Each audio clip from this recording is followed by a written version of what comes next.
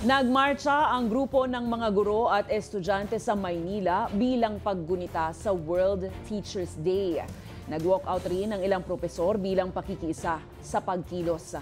Reklamo ng kaguruan ang anilay kulang na pondo sa sektor ng edukasyon at maging sa kanilang benepisyo sa gitna yan ng malawakang korupsyon sa gobyerno. Si Kim Salinas may balitang A to Z.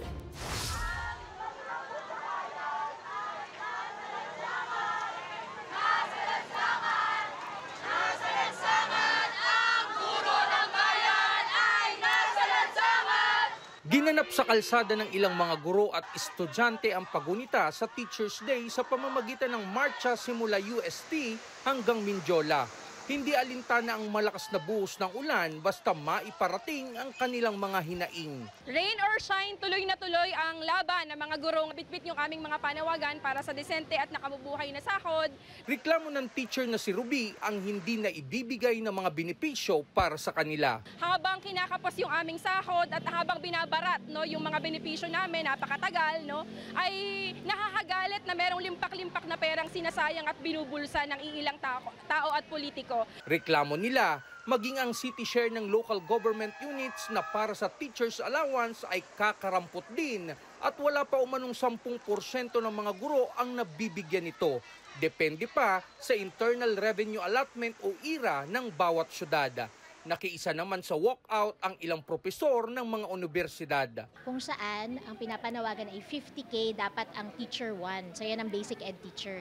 Dito naman sa universidad yung ating salary fight network, gusto natin na iangat ang entry level na instructor.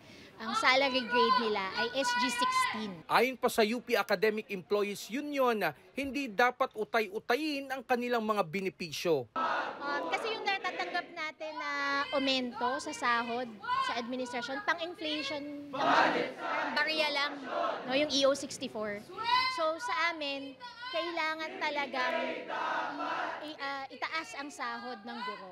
Sumama rin sa pagkilos sa mga estudyante ng UP College of Education para kalampagin ang Administrasyong Marcos. Danas na danas namin yung kakulangan ng pondo sa edukasyon na ngayon na ilalantad na napupunta pala sa korupsyon. Yung mga estudyante ay nag-aagawan sa units, nag-aagawan sa dorm slots, nag-aagawan kami sa oportunidad para magkaroon ng kalidad na edukasyon. Sa Mindiola, sabay-sabay na inawit ng mga guro at estudyante ang kanilang jingle na panggising nila sa mga opisyal sa harap ng malawakang korupsyon sa bansa. Para sa Balitang A to Z, Kim Salinas.